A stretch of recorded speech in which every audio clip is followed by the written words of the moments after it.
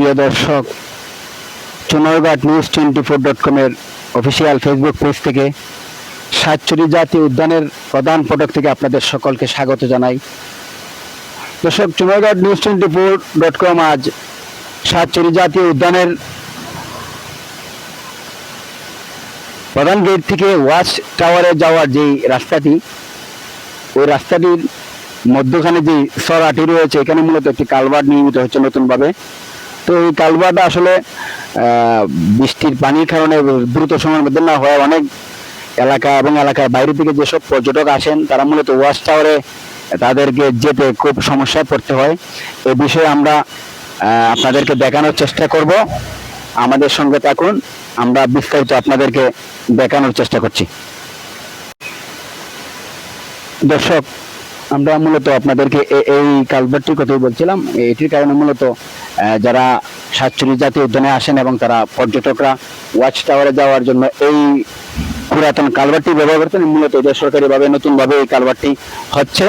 তো এটি আমরা ইতিমধ্যে যিনি এই কালভার্টটি দেখাশোনার জন্য ইঞ্জিনিয়ার আরিফ ভাই আছেন, ওইখানে আমরা ওনার সঙ্গে কথা বলে যেটি জেনেছি, মূলত ওই যে বৃষ্টির পানির কারণে যে সরাটি পরিপূর্ণ হয়ে যায়, পানি অতিরিক্ত ব্যাগ থাকার কারণে মূলত কাজটা এখন করতে একটু দেরি হচ্ছে। এ বিষয়ে আমরা এই কালভার্টির বর্তমান ইঞ্জিনিয়ার আরিফ ভাইয়ের সঙ্গে কথা বলবো।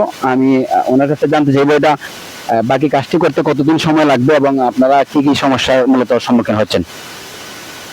আমরা তো চুনারঘাটে যে সাতচুরি পার্কে যে ব্রিজটা করতেছে, এটা মূলত ছড়ার যে পানির যে চাপ, এই চাপে আমাদের স্টেজ রেডি ছিল, স্টেজটা ভেঙে ফেলছে।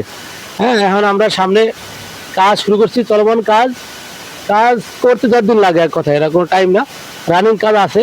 ইনশাল্লাহ আমরা খুব দ্রুত কাজটা শেষ করে ফেলবো।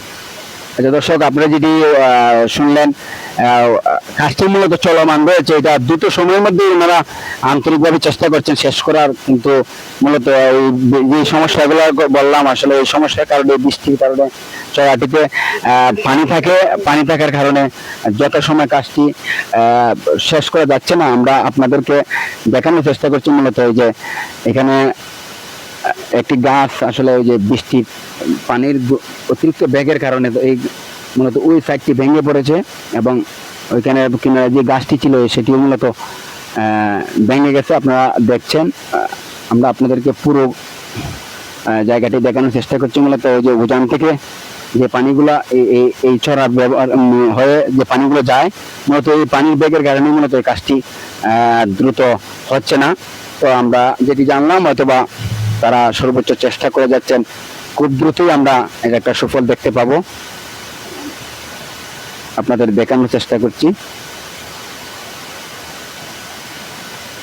দর্শক, চুনারঘাট নিউজ24.com সবসময় চুনারঘাটের সমস্যা সম্ভাবনা তুলে ধরার চেষ্টা করে। আমরা সবসময় চুনারঘাটের সব সমস্যাগুলো, আসলে সব সমস্যা বলবো না, আমরা চুনারঘাটের সমস্যা সম্ভাবনা আপনাদেরকে দেখানোর চেষ্টা করি। আপনারা আমাদেরকে সবসময় লাইক, কমেন্ট, শেয়ার করে আপনারা আমাদের সাথে সবসময় থাকেন। এই জন্য আসলে আমরা আপনাদের প্রতি কৃতজ্ঞ।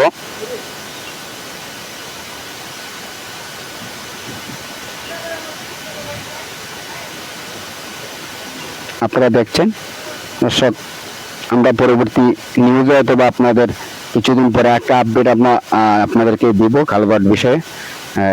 সেই পর্যন্ত আমাদের সঙ্গে থাকুন। ধন্যবাদ সবাইকে।